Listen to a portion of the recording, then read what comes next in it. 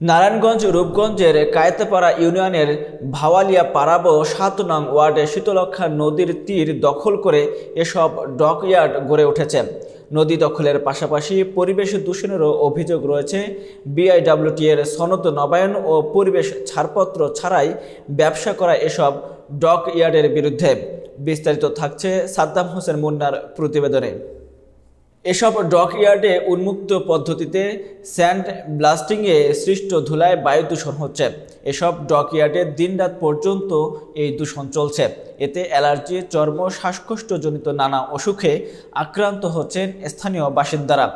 সরকারি হালট দখল, পরিবেশ ও বায়ু দূষণ নিয়ে স্থানীয়ভাবে বারবার অভিযোগ করার পরও বিষয়টিতে কর্ণপাত করছেন না ডকইয়ার্ড মালিকেরা। এবার জেলা প্রশাসক বরাবর অভিযোগ দেওয়া হয়েছে ও পরিবেশ অধিদপ্তরের কাছে লিখিত অভিযোগ দেওয়ার প্রস্তুতি নিচ্ছেন স্থানীয়রা।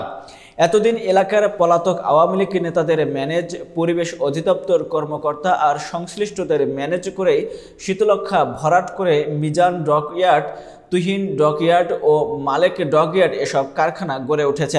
অনুসন্ধানে জানা গেছে শীতলক্ষ্যা নদের তারাব থেকে দাউদপুর পর্যন্ত ২১ কিলোমিটারের নদের সীমানা চিহ্নিত করে ২০১২টি পিলার স্থাপনা করা হয়েছে। এর মধ্যে প্রায় ১১২৩টি পিলার নদের সীমানার সঠিক স্থানে বসানো হয়নি বলে আপত্তি জানিয়েছে সংস্থাটি। এসব পিলারগুলোর বেশিরভাগ অতিক্রম করে গড়ে তোলা হয়েছে জাহাজ শিল্পের কারখানা।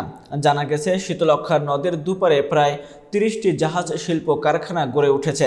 এদের মধ্যে অধিকাংশেরই পরিবেশ অধিদপ্তরের ছাড়পত্র নেই।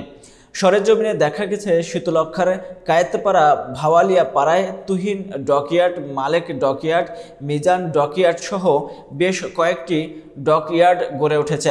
এসব কারখানার কোনোটিরই অনুমতি নেই।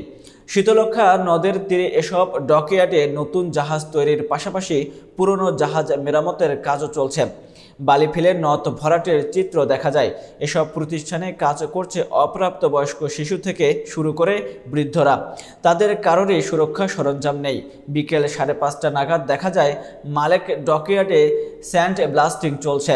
ধুলোয় স্যান্ড ব্লাস্টিং করা শ্রমিককে দেখা যায় না। সামনেই প্রবাহিত শীতলক্ষ্যা নদীর বাতাসে এই ধুলো আবাসিক এলাকায় প্রবেশ করছে। পরে তা নিঃশ্বাসের মাধ্যমে মানবদেহে প্রবেশ করে। সংশ্লিষ্ট সূত্রে জানা গেছে স্যান্ড ব্লাস্টিং নামক নির্মাণ প্রক্রিয়ার কারণে ডকইয়ার্ডে ধুলার সৃষ্টি হয়। তবে সঠিক নিয়মকানুন মেনে এ কাজ করলে আশেপাশের পরিবেশ দূষিত হয় না। কিন্তু খরচ বাঁচাতে তা না মেনে স্যান্ড ব্লাস্টিং করায় ক্ষুদ্র ধূলিকণা বাতাসে ছড়িয়ে পড়ে। ডকইয়ার্ডের এক শ্রমিক জানান, ডকইয়ার্ডে মেরামত বা নির্মাণাধীন জাহাজের গায়ে লেখা থাকে জং তুলতে স্যান্ড ব্লাস্টিং করা হয়।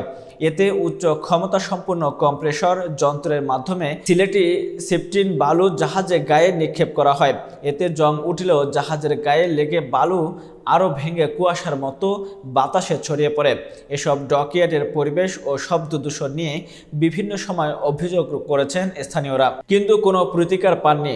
তারা জানান, মালেক ডকইয়ার্ডের নিজস্ব জমি রয়েছে ৩০ থেকে ৪০ ফিট। শীতলক্ষ্যা নদীর পাড়ে সরকারি ৪০০ থেকে ৫০০ ফিট জমি তারা দখলে নিয়ে বালু ভরাট করে ডকইয়ার্ডের কার্যক্রম চালাচ্ছে। সাবেক চেয়ারম্যান জায়েদ আলীর সহযোগিতায় সরকারি হালটও নেওয়া হয়েছে মালেক ডকইয়ার্ডের দখলে। ২৪ ঘন্টায় চালু থাকে ডকইয়ার্ডগুলো। শব্দ দূষণে বাড়িঘরেও থাকা কষ্টকর হয়ে দাঁড়ায়। স্যান্ড ব্লাস্টিংয়ের কারণে ঘরবাড়ি ধুলোয় ভরে যাচ্ছে। মানুষ ঠিকভাবে দম নিতে পারে না। ঠান্ডা, শ্বাসকষ্ট লেগেই থাকে সারা বছর। অনেকে ক্যান্সারে আক্রান্ত হয়ে মৃত্যুবরণ করেছে।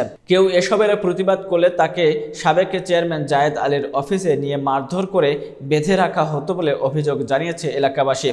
নারায়ণগঞ্জ পরিবেশ অধিদপ্তরের উপপরিচালক AHM রাশেদ বলেন, আমি এখনও অভিযোগ পাইনি। আমার কাছে অভিযোগ আসলে খোঁজ নিয়ে ব্যবস্থা নিব। অনুমতি না থাকলে পদক্ষেপ নিব। সত্যতা পেলে যারা নদী দখল করে ডকইয়ার্ড করেছে তাদের বিরুদ্ধে ব্যবস্থা নেওয়া হবে। এই সরকার গঠন হবে, আমরা এমন কিছু উপহার দিব যে আমাদের মতো এরকম যেন আর কারো ভোগ করতে না হয়, কারো পরিবার পরিজনকে যেন হয়রানির শিকার না হইতে হয়।